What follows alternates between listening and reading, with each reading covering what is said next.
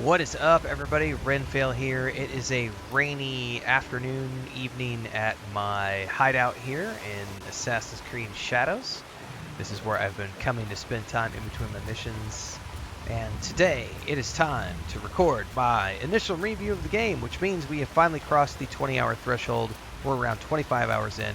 If you've never watched my channel before, the way I do this is I do a 3-part review series for every game that I play. We start off with the early thoughts video, which we already did. That's after the first stream or the first initial session when we've played a game. We then follow that up with an initial review after about 20 to 25 hours of gameplay, and then we do the final review upon completion. And I do this for every game I play. There's more than 7,500 videos on the YouTube channel. Daily streams start at around 5 a.m. Central Time on YouTube and Twitch because I multi-stream in both places, so I play a lot of games. This is the day job.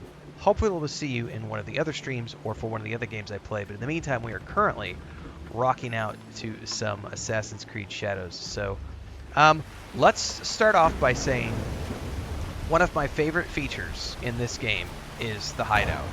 This is just an absolute pleasure to build and customize. There's dogs over here. I just got these pine structures with like these lanterns over here and this little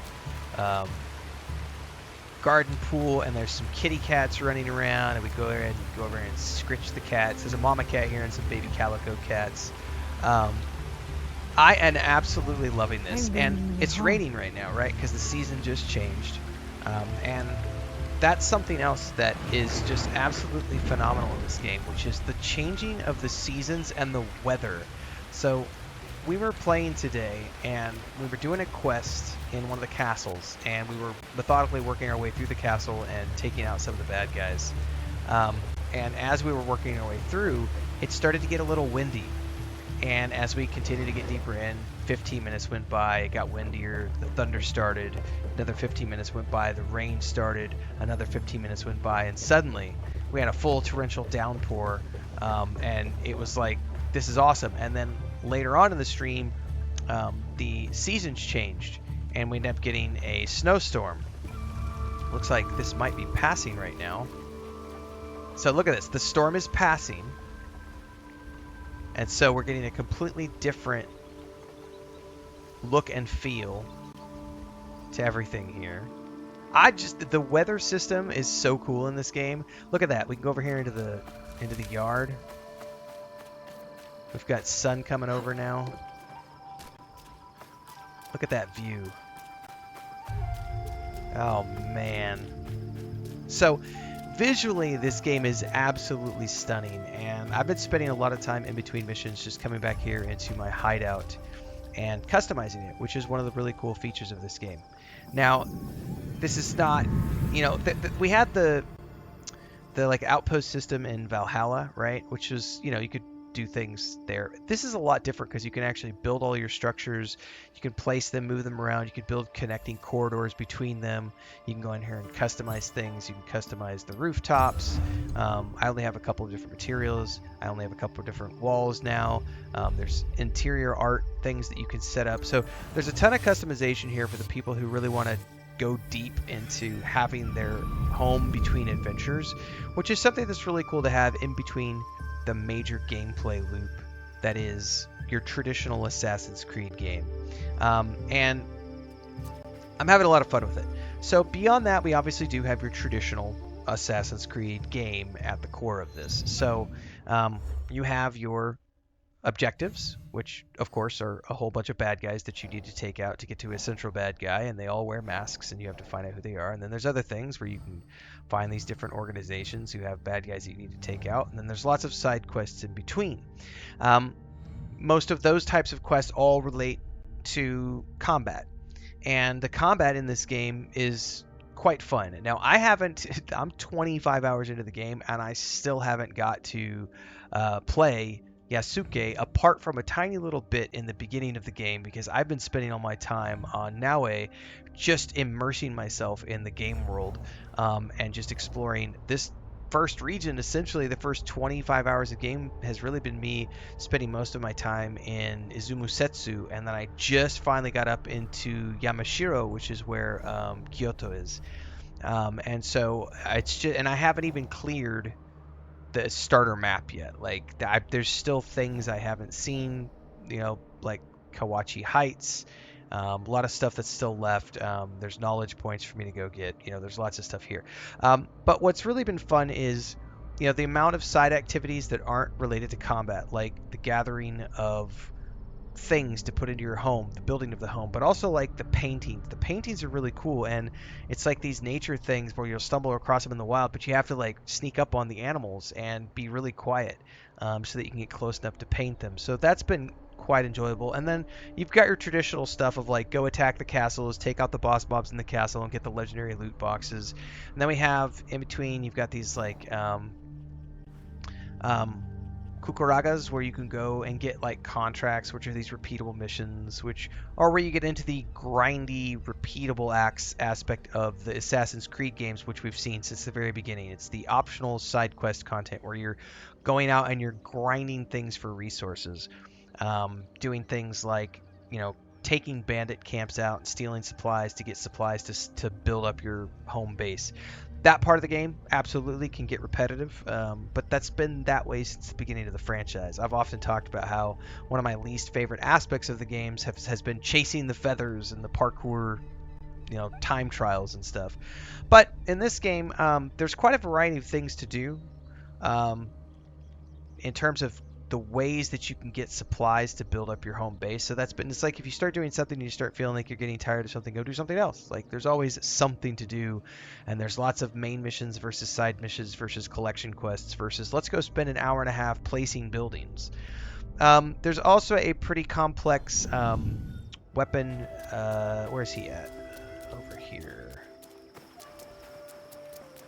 somewhere. I got sidetracked. There's a weapon upgrade system which we've kind of seen in other games. It's kind of the same thing here, in the sense that we have an NPC who will do upgrades for us. You can do 3 different things here. You can do upgrade, you can do engrave, and you can do dismantling. So there's lots of different ways to customize your weapons, break down old things that you don't want, and use them to create new things. But also really cool is the customization aspect, the transmog aspect of this game, because not only can you transmog every single piece of thing you're wearing, you can also go in here, and it's different for every weapon. Like the legendaries, you can only customize it a little bit because it's a bespoke thing and they want you to kind of have it look at the way it is. But the normal things you can completely transmog, and you go in here to like the swords, and you can change the blade types, and you can change blade types here. You can change the covers here, the hilt covers here. You can change the guards here. You can change the scabbards here, or you can just go with a complete transmog of one of the entirety. So if you have one that you like everything about it, just transmog to that one thing. Or you can go in here and do each individual thing at your leisure, and you could do that for all of these different weapons. Oops, I didn't mean to do that. So we can go in here and like customize these things, and like say, okay, I'm gonna customize. Oops, I did the wrong thing here. Hang on, I misclicked here. So you can go in here and be like, I'm gonna customize the blade. I'm gonna customize the handle. I'm gonna customize the chain. I'm gonna customize the type of grapple hook or ball or spike that it has on the end. Like, there's so many different ways to customize your weapons and your gear, and everything is transmoggable. So, like if you don't like the way a certain piece of gear looks, like you can come in here and quick commercial break, everyone, to celebrate and give thanks to all of these amazing people who keep me on the air full time. Really appreciate the support. All you got to do is join as a member. You get access to private videos. You can also do super thanks on any upload, or super chats and stickers on any live stream or premiere you see. And beyond that, don't forget we're multi-streaming over on Twitch now, so you can support over there as well. Thanks so much to everybody. Let's get back to the video at hand. Customize your different hoods. You can and your hats and things. I don't have any hats on me right now. You have lots of different gear sets, and like I can go in here and say I want to customize this and all these different. It's the same thing for everything. Like going in here and what do you want? Do you want that? Do you want that? Do you want that? Do you want that? Do you want that? You know, what do you want? And these are only the ones I've found. The more stuff you find, the more stuff you have to transmog. And then we get into your traditional skill set stuff. So for this character, I've got 6 sets of weapons. Each weapon has its own skill tree. You earn points, to rank up in these areas, and then you have a power system, which essentially governs like your power level 1, you can take all the rank 1 abilities. Power level 2, you can take all the rank 2 abilities. Power level 3, you got to earn your way up there, and you earn your way up there by doing side quests in the game. So that's very similar to past Assassin's Creed systems and how you gain power and everything else. So there's a lot going on. Like I said, I'm 25-ish hours into the game right now, having an absolute great time. It kind of feels like a refinement of the Odyssey and Valhalla system, with some updated graphics and just overall, I love the actual. I'm not gonna be able to get into combat because I'm not in a combat scenario right here, but the combat animations are great. I love the fact that you can go prone and sneak around in the grass. The grapple hook with her is really awesome. Snuffing out lanterns is cool. I've had a great time playing with her. I prefer to use the katana. And the what is it called? The katana and the tanto, I think is what it's called. Tanto, yeah, which is like the dagger. So those are my 2 weapons of choice, but you obviously have a lot of different weapons to play around with, and there's a ton of stuff you could do and a ton of customization. So like I said, I've already done my early thoughts video. I was having fun then. I'm 25 hours in now. I'm still having a lot of fun. I haven't even gotten to Yasuke yet, and I'm like, I can't wait to get to him because I've already gotten some like weapons and some armor sets for him through the questing. And I'm really looking forward to seeing what he brings to the table in terms of his playstyle, because all I've seen of him is a tiny little tidbit at the very beginning of the game, and I can't wait to see more. So for my money's worth, I'm having a great time. This is definitely it's a good game. I'm really enjoying it. It's up there now for me with Odyssey and Valhalla as one of my favorite Assassin's Creed games. I'm really looking forward to getting deeper into this. I'm really loving the outpost system in between my main missions, because it's been a really cool way of going out, doing questing for like 3 or 4 hours, and then coming back and spending like an hour and a half finding merchants who have the different items that I can purchase, finding all the animals that you can pet and be able to like place them. Like, here's another kitty cat. I've got dogs running around. I've got a pheasant somewhere, and I'm only scratching the surface in terms of the things that I can get and put into my my hideout. So it's cool, man. A lot of fun. Love to hear your thoughts. Drop them down below. Like, subscribe, hit that bell icon so you never miss an update. And stay tuned. I've got guides for this game starting to come out next week, and we will, of course, be continuing to stream this every single morning starting around 5 a.m. Central on YouTube and Twitch. This is the main game for the moment. We will be balancing this with Atomfall starting Monday, and we will be continuing to play this for the rest of the month and into next month if we continue. What is it, 22nd? We might. I don't know how much, this is supposedly 40 to 60 hours, so I don't know. I feel like I'm going to definitely get more than 40 hours out of it, because I'm 25 hours in and I've barely even scratched the surface in terms of the available maps. There's all these regions that I haven't even yet got to, and it's like, oh my goodness, we got a lot of territory to cover. So I think we're going to get plenty of gameplay out of this one, everybody. See you in the next one. Stay safe. Happy gaming.